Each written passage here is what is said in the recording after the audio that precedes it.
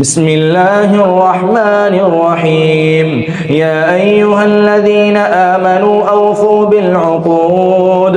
أحلت لكم بهيمة الأنعام إلا ما يتلى عليكم غير محل الصيد وأنتم حرم إن الله يحكم ما يريد يا أيها الذين آمنوا لا تحلوا شعائر الله ولا الشهر الحرام ولا الهدي ولا القلائد ولا آمين البيت الحرام يبتغون فضلا من ربهم ورضوانا وإذا حللتم فاصطادوا ولا يجرمنكم شنآن قوم أن صدوكم عن المسجد الحرام أن تعتدوا وتعاونوا على البر والتقوى ولا تعاونوا على الإثم والعدوان واتقوا الله إن الله شديد العقاب حرمت عليكم الميتة والدم ولحم الخنزير وما أهل لغير الله به والمنخنقة والموقوذة والمتردية والنطيحة وما أكل السبع إلا ما زكيتم وما ذبح على النصب وأن تستقسموا بالأزلام ذلكم فسق اليوم يئس الذين كفروا من دينكم فلا تخشوهم واخشون اليوم أكملت لكم دينكم وأتممت عليكم نعمتي ورضيت لكم الإسلام دينا فمن اضطر في مخنصة غير متجانف لإثم فإن الله غفور رحيم يسألونك ماذا أحل لهم قل أحل لكم الطيبات وما علمتم من الجوارح مكلبين تعلمونهن مما علمكم الله فكلوا مما أمسكنا عليكم واذكروا اسم الله عليه واتقوا الله إن الله سريع الحساب اليوم أحل لكم الطيبات وطعام الذين أوتوا الكتاب حل لكم وطعامكم حل لهم والمحصنات من المؤمنات والمحصنات من الذين أوتوا الكتاب من قبلكم إذا آتيتموهن أجورهن محصنين غير مسافحين ولا متخذي أخدان ومن يكفر بالإيمان فقد حبط عمله وهو في الآخرة من الخاسرين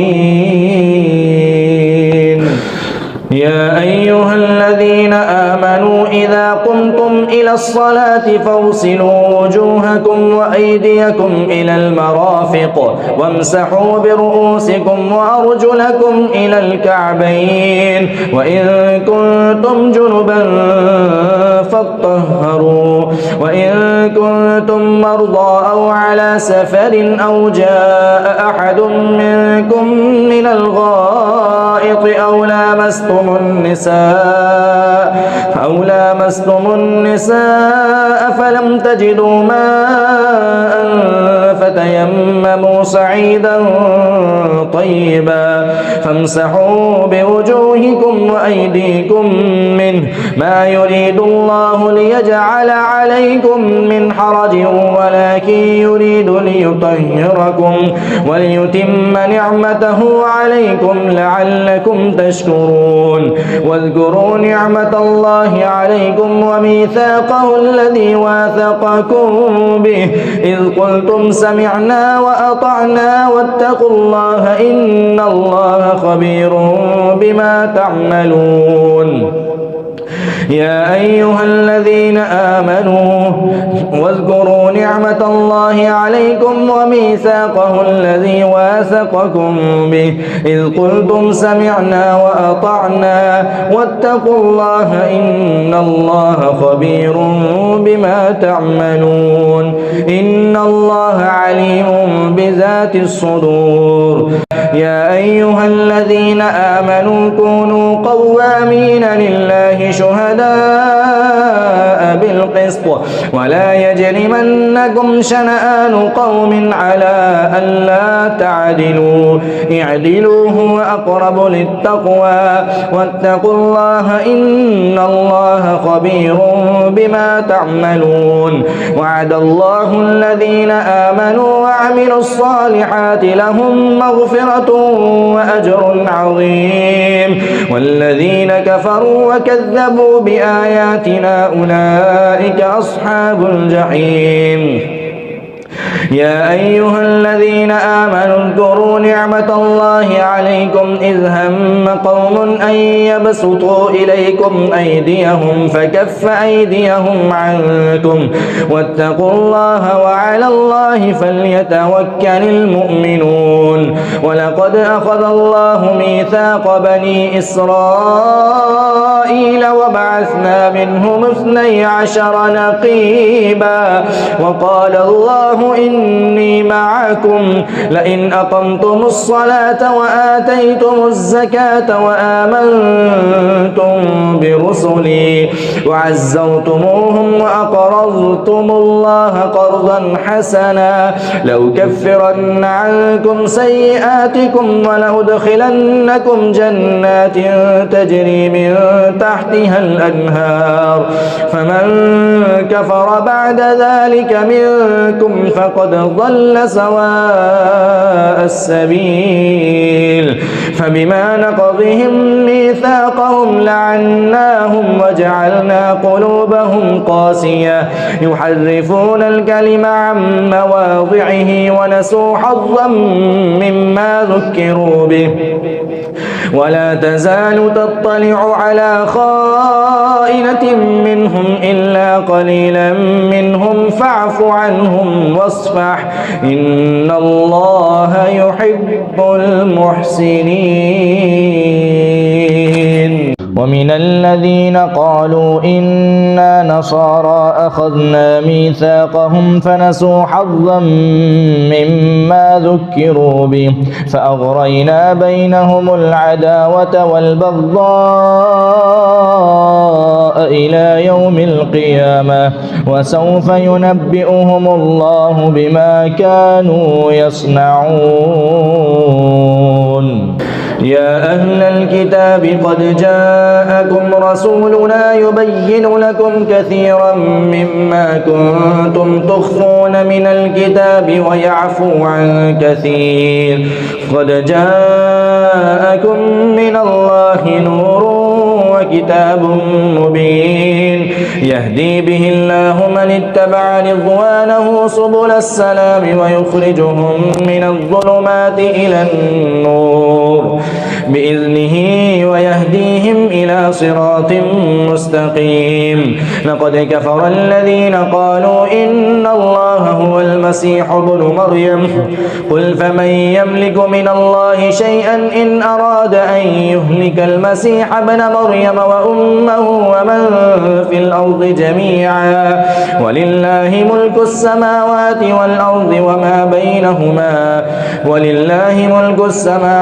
والأرض وما بينهما يخلق ما يشاء والله على كل شيء قدير. وقالت اليهود والنصارى نحن أبناء الله وأحباؤه قل فلم يعذبكم بذنوبكم بل أنتم بشر ممن خلق يغفر لمن يشاء ويعذب من يشاء ولله ملك ملك السماوات والأرض وما بينهما وإليه المصير. يا أهل الكتاب قد جاءكم رسولنا يبين لكم على فترة من الرسل أن تقولوا ما جاءنا من بشير ولا نذير، فقد جاءكم بشير ونذير والله على كل شيء قدير. يا أهل الكتاب قد جاءكم رسولنا يبين لكم على فترة من الرسل أن تقولوا ما جاءنا من بشير ولا نذير، فقد جاءكم بشير ونذير والله على كل شيء قدير. وإذ قال موسى لقومه يا قوم اذكروا نعمة الله عليكم إذ جعل فيكم أنبياء وجعلكم ملوكا وآتاكم ما لم يؤت أحدا من العالمين. يا قوم ادخلوا الأرض المقدسة التي كتب الله لكم ولا ترتدوا على أدباركم فتنقلبوا خاسرين. قالوا يا موسى إن فيها قوما جبارين وإنا لن ندخلها حتى يخرجوا منها فإن يخرجوا منها فإنا داخلون. قال رجلان من الذين يخافون أنعم الله عليهم ادخلوا عليهم الباب فإذا دخلتموه فإنكم غالبون وعلى الله فتوكلوا إن كنتم مؤمنين. قالوا يا موسى إنا لن ندخلها أبدا ما داموا فيها فاذهب أنت وربك فقاتلا إنا هاهنا قاعدون. قال رب إني لا أملك إلا نفسي وأخي فافرق بيننا وبين القوم الفاسقين. قال فإنها محرمة عليهم 40 سنة يتيهون في الأرض فلا تأس على القوم الفاسقين. واتل عليهم نبأ بني آدم بالحق إذ قربا قربانا فتقبل من أحدهما ولم يتقبل من الآخر قال لأقتلنك قال إنما يتقبل الله من المتقين. لئن بسطت إلي يدك لتقتلني ما أنا بباسط يدي إليك لأقتلك إني أخاف الله رب العالمين. إني أريد أن تبوء بإثمي وإثمك فتكون من أصحاب النار وذلك جزاء الظالمين. فطوعت له نفسه قتل أخيه فقتله فأصبح من الخاسرين. فبعث الله غرابا يبحث في الأرض ليريه كيف يواري سوءة أخيه قال يا ويلتى أعجزت أن أكون مثل هذا الغراب فأواري سوءة أخي فأصبح من النادمين. من أجل ذلك كتبنا على بني إسرائيل أنه من قتل نفسا بغير نفس أو فساد في الأرض فكأنما قتل الناس جميعا ومن أحياها فكأنما أحيا الناس جميعا ولقد جاءتهم رسلنا بالبينات ثم إن كثيرا منهم بعد ذلك في الأرض لمسرفون. إنما جزاء الذين يحاربون الله ويسعون في الأرض فسادا أن يقتلوا أو يصلبوا أو تقطع أيديهم وأرجلهم من خلاف أو ينفوا من الأرض ذلك لهم خزي في الدنيا ولهم في الآخرة عذاب عظيم إلا الذين تابوا من قبل أن تقدروا عليهم فاعلموا أن الله غفور رحيم. يا أيها الذين آمنوا اتقوا الله وابتغوا إليه الوسيلة وجاهدوا في سبيله لعلكم تفلحون. إن الذين كفروا لو أن لهم ما في الأرض جميعا ومثله معه ليفتدوا به من عذاب يوم القيامة ما تقبل منهم ولهم عذاب أليم. يريدون أن يخرجوا من النار وما هم بخارجين منها ولهم عذاب مقيم. والسارق والسارقة فاقطعوا أيديهما جزاء بما كسبا نكالا من الله والله عزيز حكيم. فمن تاب من بعد ظلمه وأصلح فإن الله يتوب عليه إن الله غفور رحيم. ألم تعلم أن الله له ملك السماوات والأرض يعذب من يشاء ويغفر لمن يشاء والله على كل شيء قدير. يا أيها الرسول لا يحزنك الذين يسارعون في الكفر من الذين قالوا آمنا بأفواههم ولم تؤمن قلوبهم ومن الذين هادوا سماعون للكذب سماعون لقوم آخرين لم يأتوك يحرفون الكلم من بعد مواضعه يقولون إن أوتيتم هذا فخذوه وإن لم تؤتوه فاحذروا ومن يرد الله فتنته فلن تملك له من الله شيئا. أولئك الذين لم يرد الله أن يطهر قلوبهم لهم في الدنيا خزي ولهم في الآخرة عذاب عظيم. سماعون للكذب أكالون للسحت فإن جاءوك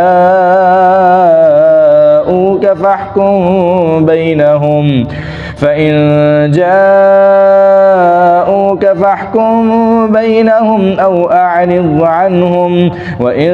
تعرض عنهم فلن يضروك شيئا وإن حكمت فاحكم بينهم بالقسط إن الله يحب المقسطين. وكيف يحكمونك وعندهم التوراة فيها حكم الله ثم يتولون من بعد ذلك وما أولئك بالمؤمنين. إنا أنزلنا التوراة فيها هدى ونور يحكم بها النبيون الذين أسلموا للذين هادوا والربانيون والأحبار بما استحفظوا من كتاب الله وكانوا عليه شهداء فلا تخشوا الناس واخشوني ولا تشتروا بآياتي ثمنا قليلا ومن لم يحكم بما أنزل الله فأولئك هم الكافرون.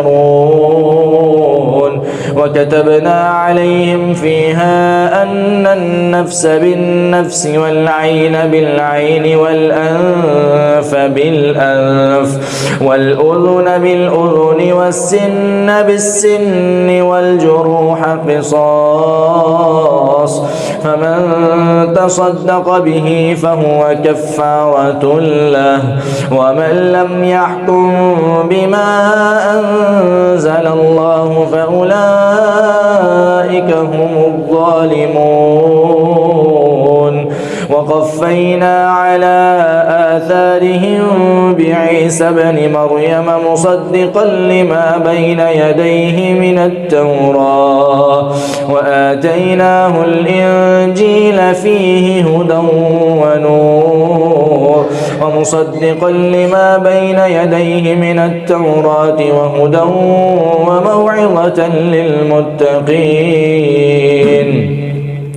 وليحكم أهل الإنجيل بما أنزل الله فيه، ومن لم يحكم بما أنزل الله فأولئك هم الفاسقون. وأنزلنا إليك الكتاب بالحق مصدقا لما بين يديه من الكتاب ومهيمنا عليه، فاحكم بينهم بما أنزل الله، ولا تتبع أهواءهم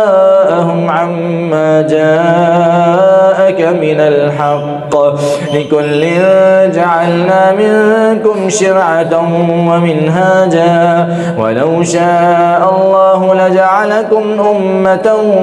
واحدة ولكن ليبلوكم فيما آتاكم، فاستبقوا الخيرات، إلى الله مرجعكم جميعا فينبئكم بما كنتم فيه تختلفون. وأن يحكم بينهم بما أنزل الله ولا تتبع أهواءهم، واحذرهم أن يفتنوك عن بعض ما أنزل الله إليك، فإن تولوا فاعلم أنما يريد الله أن يصيبهم ببعض ذنوبهم، وإن كثيرا من الناس لفاسقون.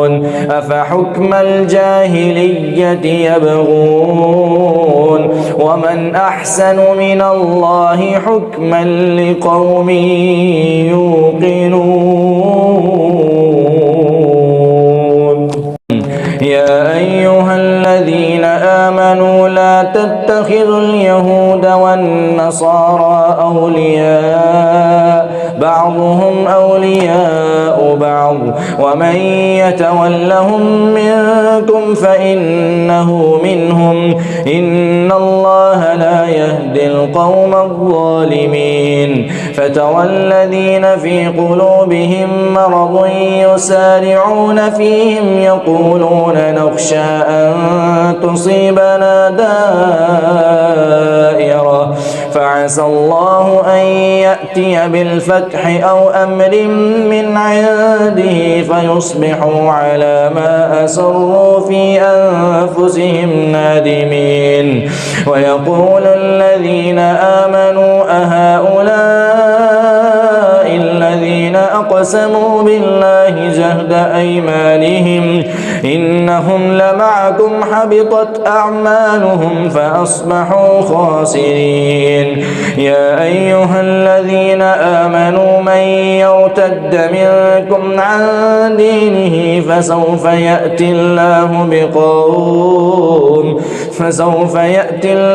بقوم يحبهم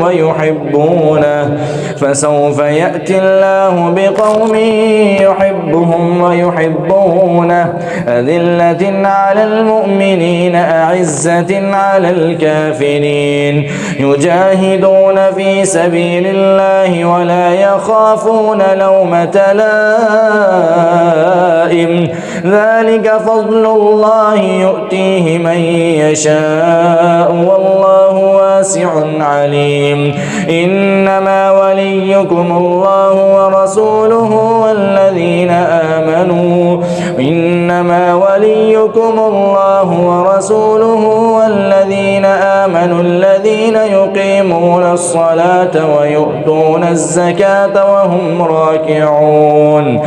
ومن يتول الله ورسوله والذين آمنوا فإن حزب الله هم الغالبون. يا أيها الذين آمنوا لا تتخذوا الذين اتخذوا دينكم هزوا ولعبا من الذين أوتوا الكتاب من قبلكم والكفار أولياء واتقوا الله إن كنتم مؤمنين. وإذا ناديتم إلى الصلاة اتخذوها هزوا ولعبا ذلك بأنهم قوم لا يعقلون. قل يا أهل الكتاب هل تنقمون منا إلا أن آمنا بالله وما أنزل إلينا وما أنزل من قبل وأن أكثركم فاسقون. قل هل أنبئكم بشر من ذلك مثوبة عند الله من لعنه الله وغضب عليه وجعل منهم القردة والخنازير وعبد الطاغوت أولئك شر مكانا وأضل عن سواء السبيل. وإذا جاءوكم قالوا آمنا وقد دخلوا بالكفر وهم قد خرجوا به والله أعلم بما كانوا يكتمون. وترى كثيرا منهم يسارعون في الإثم والعدوان وأكلهم السحت لبئس ما كانوا يعملون. لولا ينهاهم الربانيون والأحبار عن قولهم الإثم وأكلهم السحت لبئس ما كانوا يصنعون. وقالت اليهود يد الله مغلولة غلت أيديهم ولعنوا بما قالوا بل يداه مبسوطتان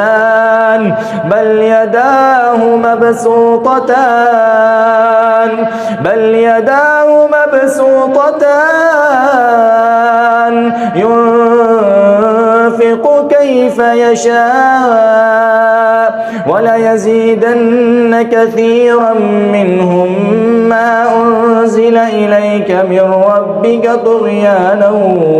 وكفرا وألقينا بينهم العداوة والبغضاء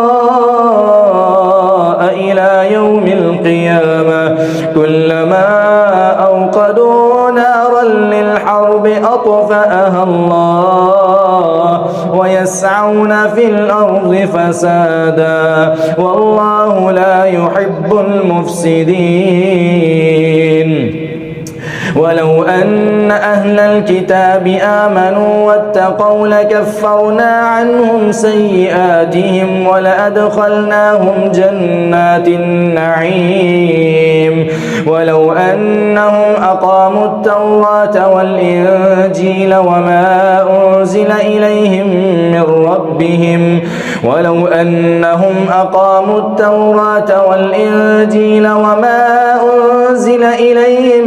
من ربهم لأكلوا من فوقهم ومن تحت أرجلهم منهم أمة مقتصدة وكثير منهم ساء ما يعملون. يا أيها الرسول بلغ ما أنزل إليك من ربك وإن لم تفعل فما بلغت رسالته والله يعصمك من الناس إن الله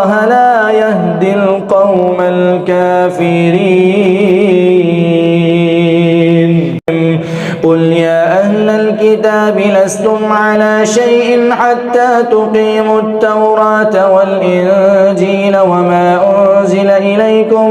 من ربكم وليزيدن كثيرا منهم ما أنزل إليك من ربك طغيانا وكفرا فلا تأس على القوم الكافرين. إن الذين آمنوا والذين هادوا والصابئون والنصارى من آمن بالله واليوم الآخر وعمل صالحا فلا خوف عليهم ولا هم يحزنون. لقد أخذنا ميثاق بني إسرائيل وأرسلنا إليهم رسلا كلما جاءهم رسول بما لا تهوى أنفسهم فريقا كذبوا وفريقا يقتلون وحسبوا ألا تكون فتنة فعموا وصموا ثم تاب الله عليهم ثم عموا وصموا كثير منهم والله بصير بما يعملون. لقد كفر الذين قالوا إن الله هو المسيح ابن مريم وقال المسيح يا بني إسرائيل اعبدوا الله ربي وربكم إنه من يشرك بالله فقد حرم الله عليه الجنة ومأواه النار وما للظالمين من أنصار. لقد كفر الذين قالوا إن الله ثالث ثلاثة وما من إله إلا إله واحد وإن لم ينتهوا عما يقولون ليمسن الذين كفروا منهم عذاب أليم. أفلا يتوبون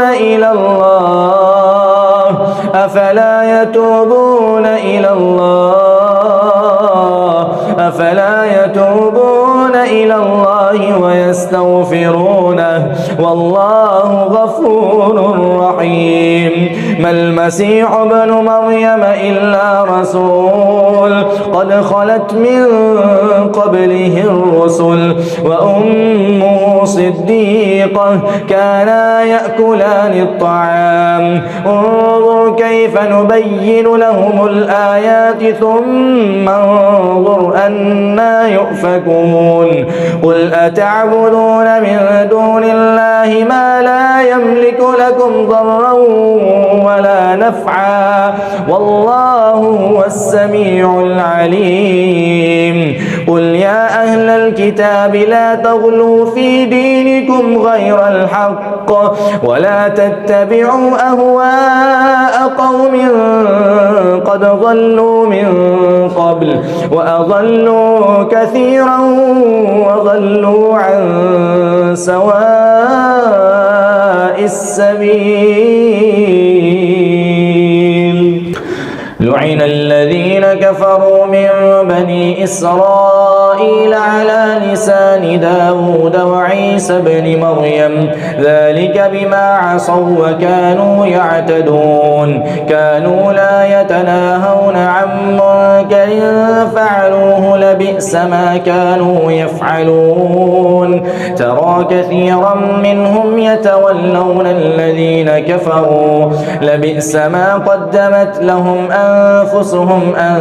سخط الله عليهم وفي العذاب هم خالدون. ولو كانوا يؤمنون بالله والنبي وما أنزل إليه ما اتخذوهم أولياء ولكن كثيرا منهم فاسقون.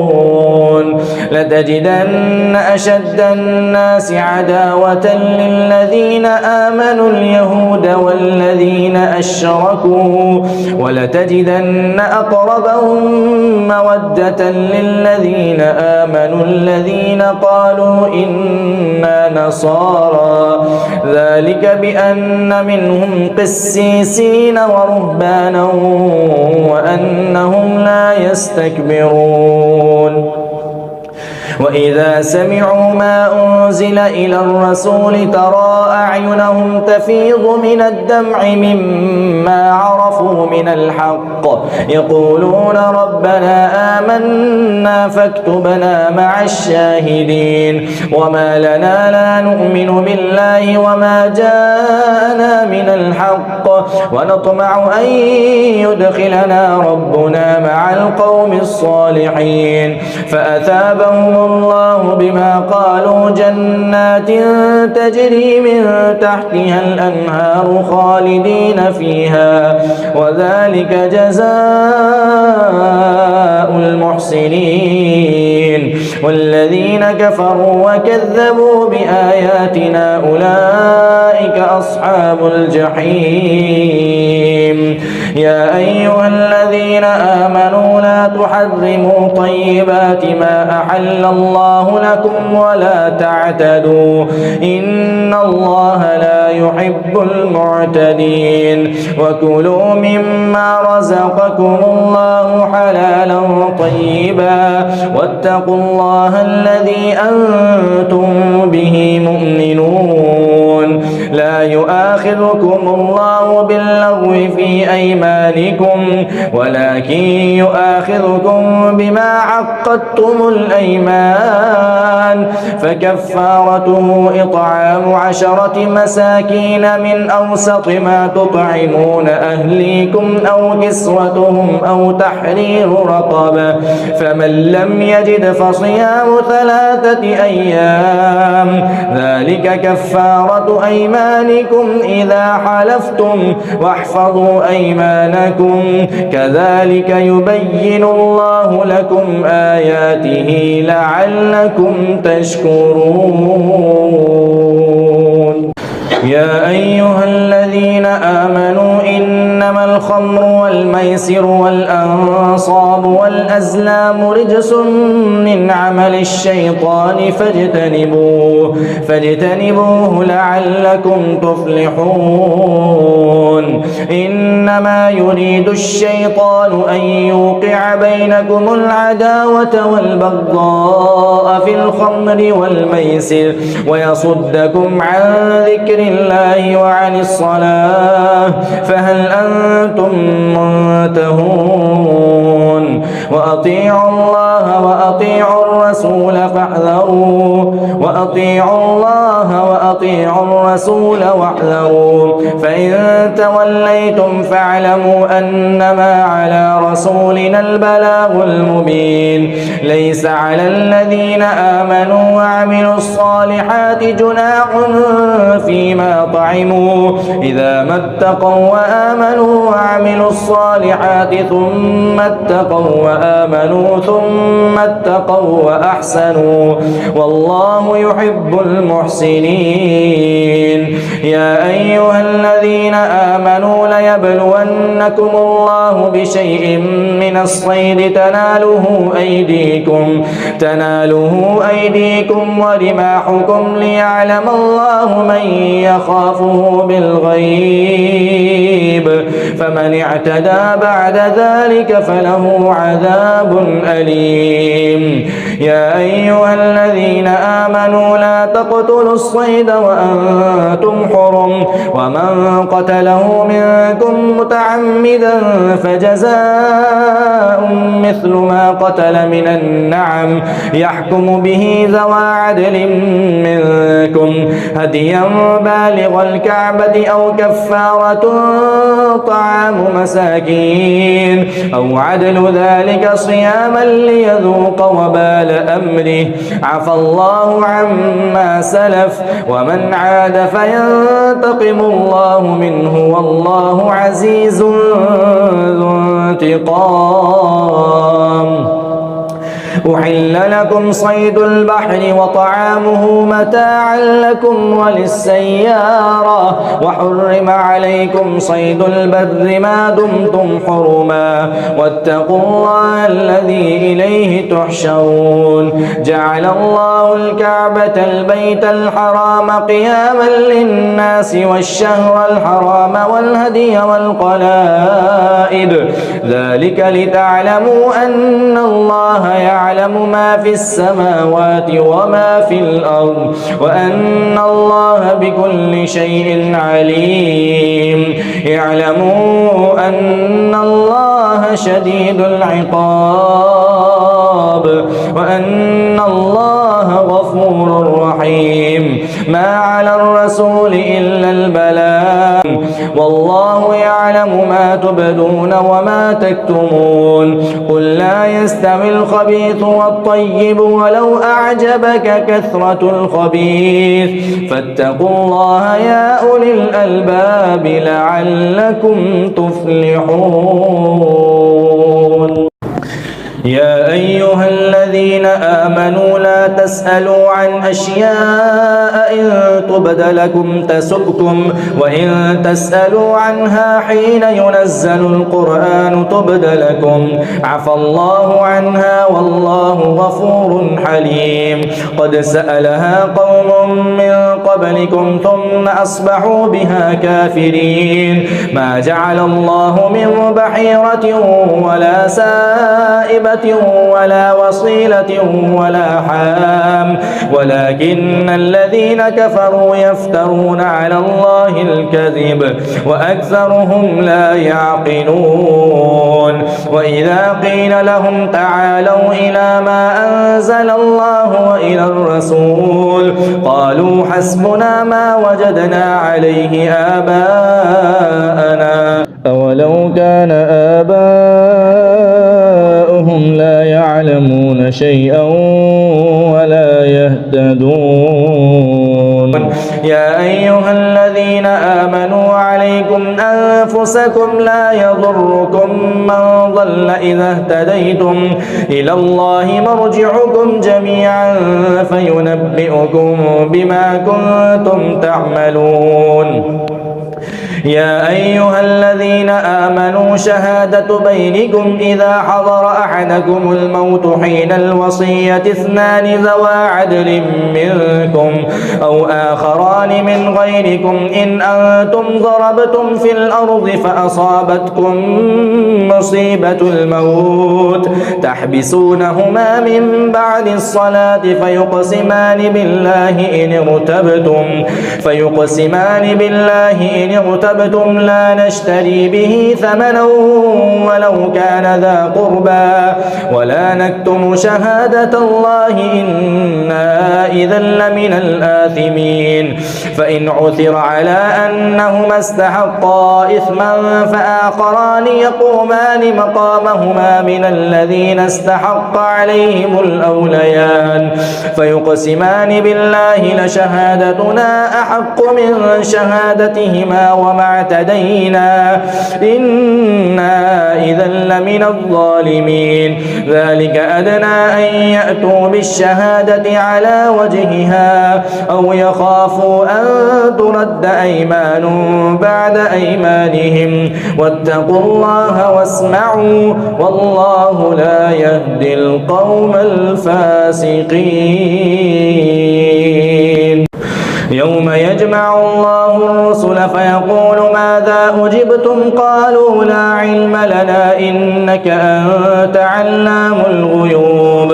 إذ قال الله يا عيسى ابن مريم اذكر نعمتي عليك وعلى والدتك إذ أيدتك بروح القدس تكلم الناس في المهد وكهلا وإذ علمتك الكتاب والحكمة والتوراة والإنجيل وإذ تخلق من الطين كهيئة الطير بإذني فتنفخ فيها فتكون طيرا بإذني وتبرئ الأكمه والأبرص بإذني وإذ تخرج الموتى بإذني وإذ كففت بني إسرائيل عنك إذ جئتهم بالبينات الآيات فقال الذين كفروا منهم إن هذا إلا سحر مبين وإذ أوحيت إلى الحواريين أن آمنوا بي وبرسولي قالوا آمنا واشهد بأننا مسلمون إذ قال الحواريون يا عيسى ابن مريم هل يستطيع ربك أن ينزل علينا مائدة من السماء قال اتقوا الله إن كنتم مؤمنين قالوا نريد أن نأكل منها وتطمئن قلوبنا ونعلم أن قد صدقتنا ونكون عليها من الشاهدين قال عيسى ابن مريم اللهم ربنا أنزل علينا مائدة من السماء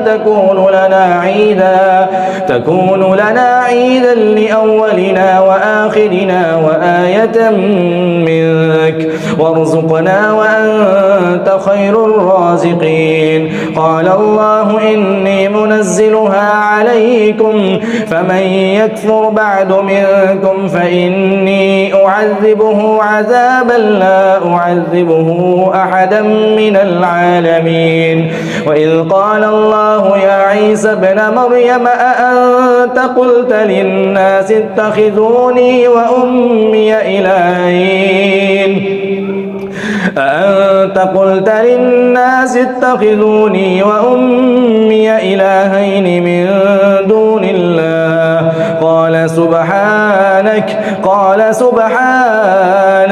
قال سبحانك ما يكون لي أن أقول ما ليس لي بحق إن كنت قلته فقد علمته تعلم ما في نفسي ولا أعلم ما في نفسك إنك أنت علام الغيوب ما قلت لهم إلا ما أمرتني به أن اعبدوا الله ربي وربكم وكنت عليهم شهيدا ما دمت فيهم فلما توفيتني كنت أنت الرقيب عليهم وأنت على كل شيء شهيد إن تعذبهم فإنهم